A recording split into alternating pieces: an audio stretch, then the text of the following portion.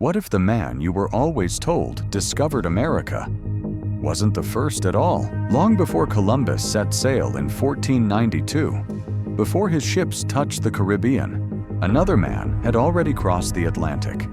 Not for glory, not for empire, but to chase a rumor whispered over firelight in the icy north. His name was Leif Erikson, a Viking, the son of an outlaw, and possibly the first European to set foot on American soil.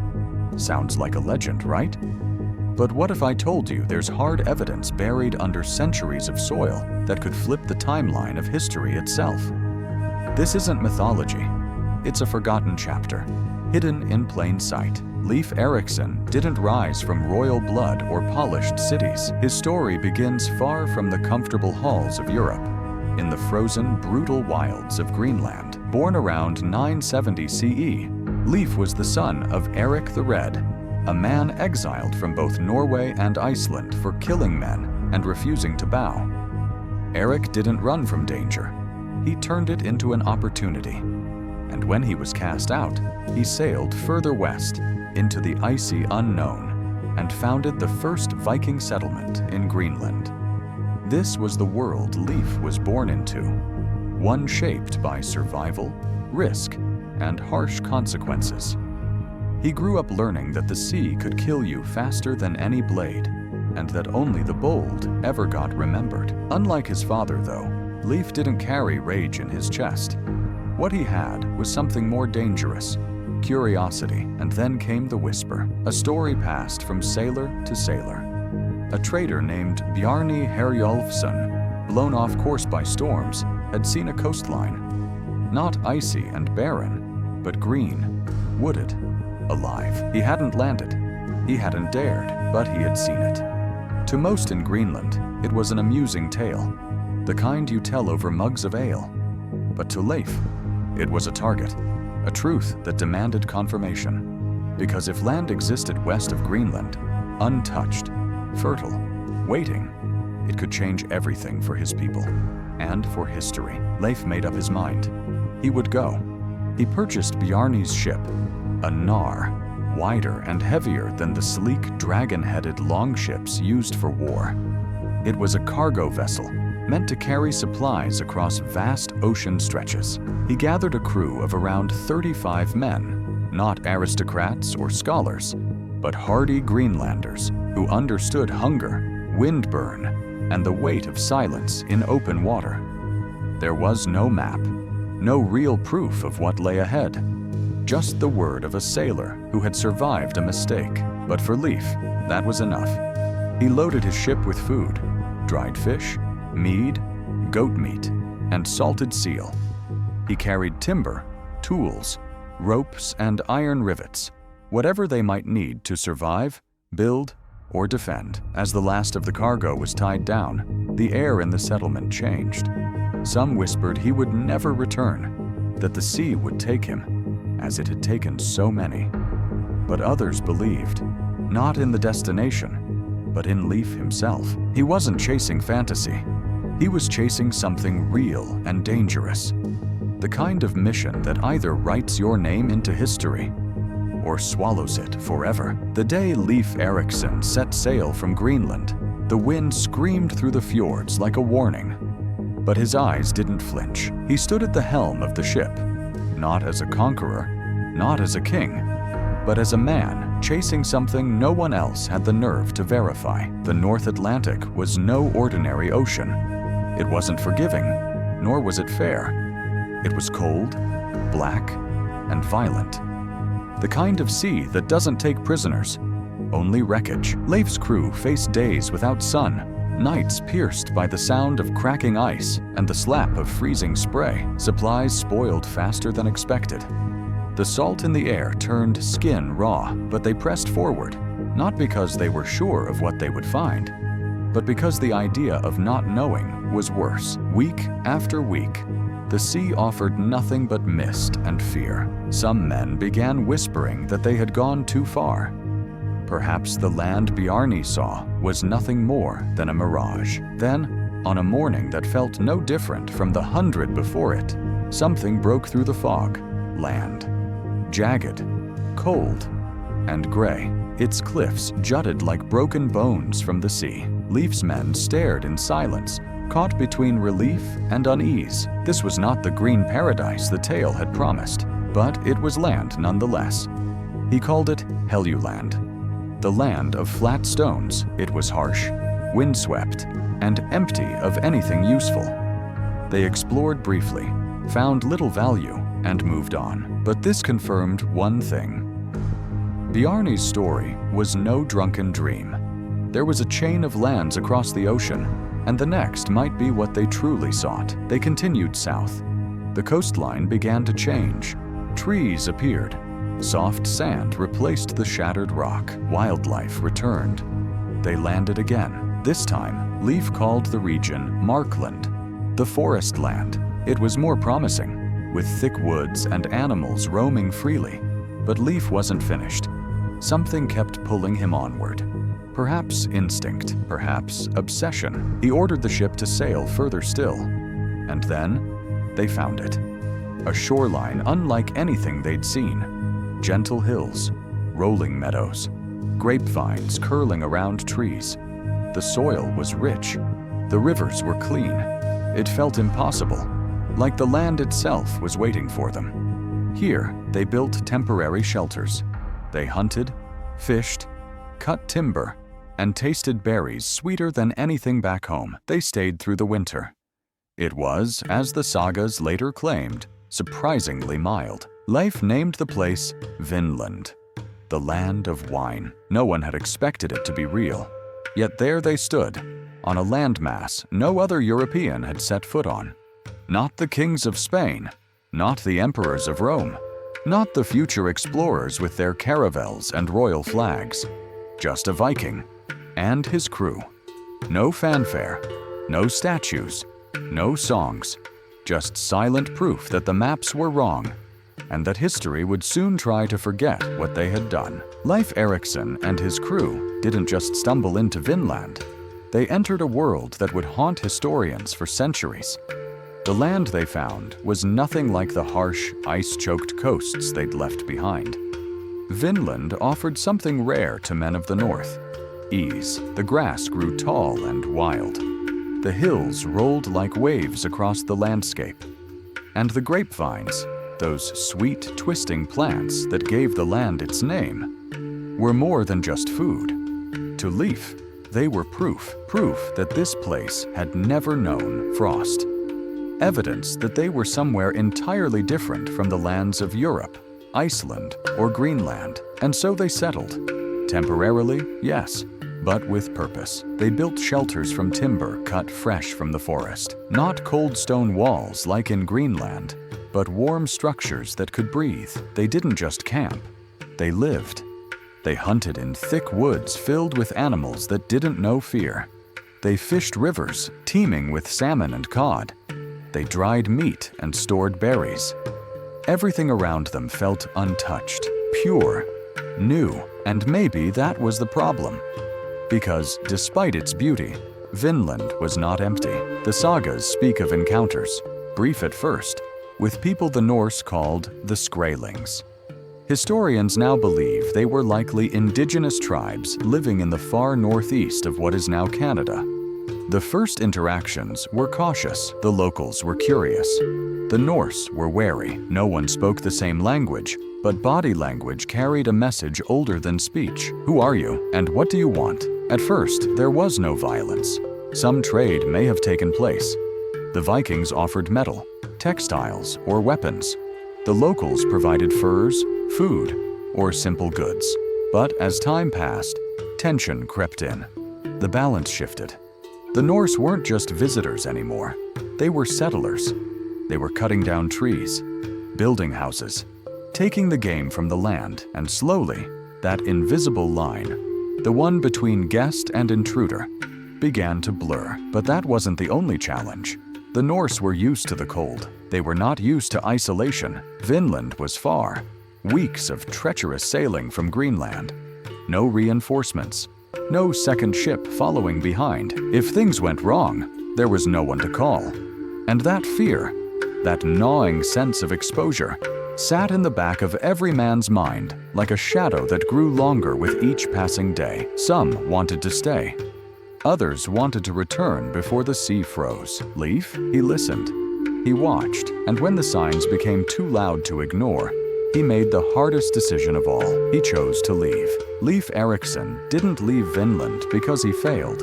He left because he succeeded. He had proven the land existed. He had mapped its coastline, tasted its fruits, and leaped beneath its stars. He had done what no one in Europe had ever recorded, reached a continent that wouldn't have a name for another 500 years. But Leif wasn't a conqueror. He wasn't there to plant flags or claim empires. He was a scout, and scouts return. He ordered the ship to be loaded with timber, berries, dried meat, and something far more valuable: stories, proof, testimony. He and his crew knew what they had found, even if the world wasn't ready to believe it yet. They sailed north, then east, retracing their path through Helluland and Markland, riding the edge of storms and starvation. And eventually, they reached Greenland, battered, weathered, and forever changed. When Leif told his story, it wasn't shouted from mountaintops. There were no parades. No kings await his return, just family, friends, and a settlement of people who had always believed the world was bigger than the maps claimed. He named the land Vinland, and over the next few years, his tale began to take root in Norse lore. More expeditions followed. Some peaceful, others not. Conflicts with indigenous peoples would eventually make permanent settlement impossible. But that wasn't Leif's failure. His mission had never been to take, it was to know. And that's what makes his story different. Because while history often remembers the loudest, the bloodiest, or the most politically convenient, Leif Erikson's legacy rests quietly in the soil of Newfoundland, where archaeologists in the 1960s uncovered Norse buildings at a place called L'Anse aux Meadows, the first and only verified Viking site in North America. Wooden beams, iron nails, a forge. Not guesses, not theories, evidence. And suddenly, what had once been a saga became fact. Leif Erikson had crossed the ocean nearly 500 years before Columbus, but here's the twist. His story was buried not by time, but by choice. Later historians, especially in Europe, found more political value in promoting Columbus, who came with an empire, ships, and royal banners. Leif's voyage didn't serve their narrative. He had no kingdom, no war, just courage and the will to challenge the edge of the map. And so he became a footnote. Until now, the winners don't always write history. Sometimes it's written by those who arrive later, with better connections. By all logic, Leif Erikson's name should have stood beside the greatest explorers of all time. He crossed the Atlantic 5 centuries before Columbus. He reached a new continent without the support of a crown, without maps, and without the intention to conquer. He led with observation, not war, but his story was quietly pushed aside. And the question is, why? To understand that, you need to look at what came after. When Columbus landed in the Caribbean in 1492, he wasn't sailing blind.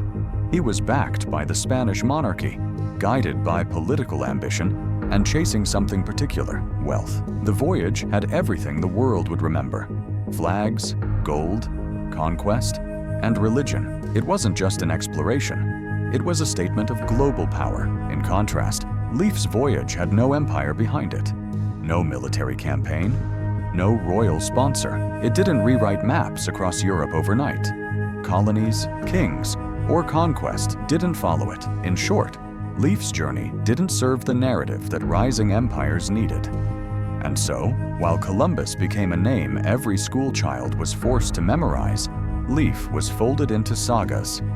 Norse oral traditions passed down by word of mouth. They weren't formally recorded until 200 years after his death. By then, Europe had moved on. The printing press had arrived.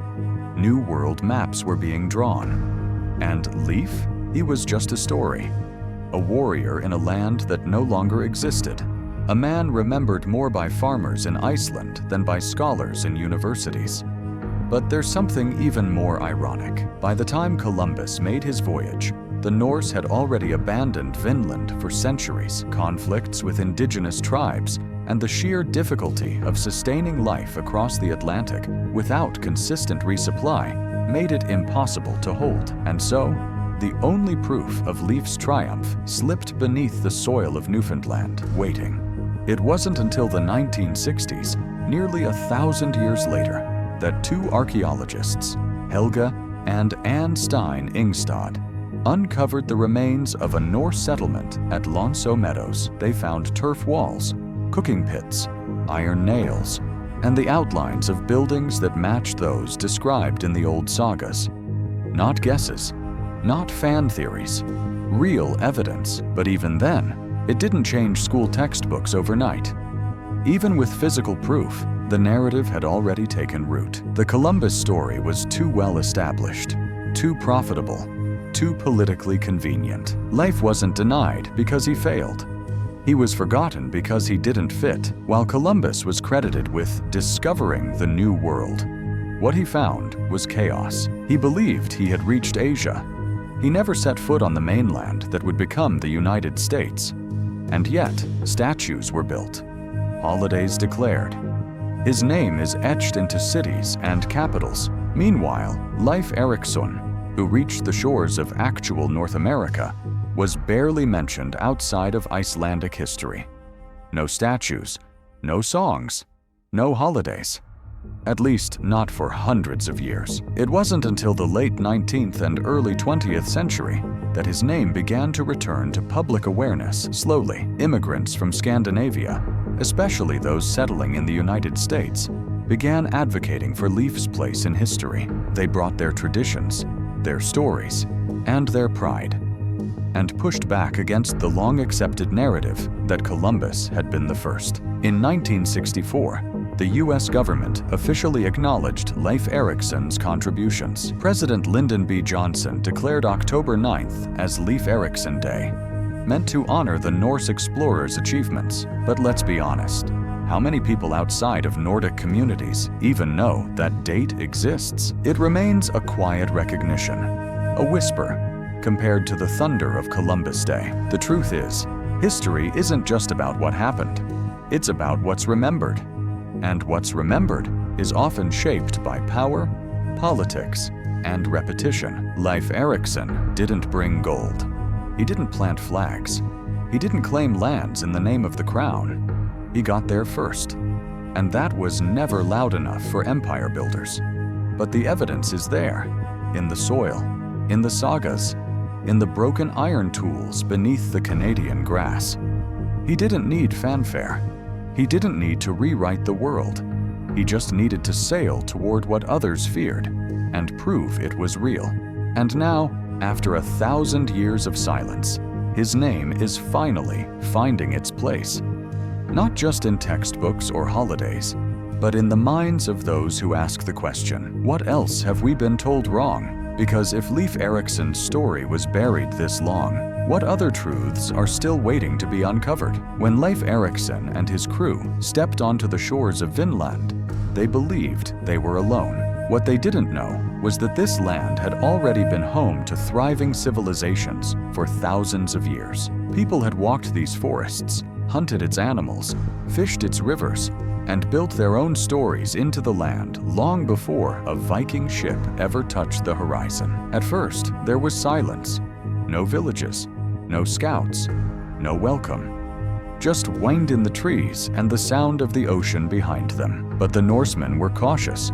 They had no illusions of safety. Every man carried weapons, not because they wanted a fight, but because they expected one. Then the signs came. Footprints in the soil, charred wood that hadn't come from their fires, strips of hide left drying over tree limbs. They were not alone, and never had been. The sagas call them skrælings. It's a vague, dismissive term, one that would later be used to describe a variety of indigenous peoples across the Arctic and beyond. But the people the Norse likely encountered in Vinland were honest, skilled, and deeply rooted in the land. Most scholars believe they may have belonged to the ancestors of the Beothuk, or other indigenous groups of Newfoundland and northeastern Canada. What happened next isn't clear, and that's where the story gets harder to tell. The sagas speak of brief exchanges, encounters that began with distance and caution. Some claim there was trade. Others suggest confusion, fear, and miscommunication. What's certain is this: the Norse didn't understand the people they met, and those people didn't understand the Norse. Different languages, different worldviews, different assumptions. But curiosity is a dangerous thing when weapons are close at hand. One story from the saga of the Greenlanders tells of a peaceful exchange that turned deadly in an instant. A bull, startled by something unseen, charged out of the Norse camp and into a group of indigenous visitors. Panic erupted. Arrows flew. Spears were thrown.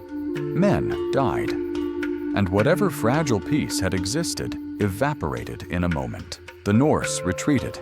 They regrouped. They built defenses around their settlement and took shifts keeping watch. Some advocated returning home immediately.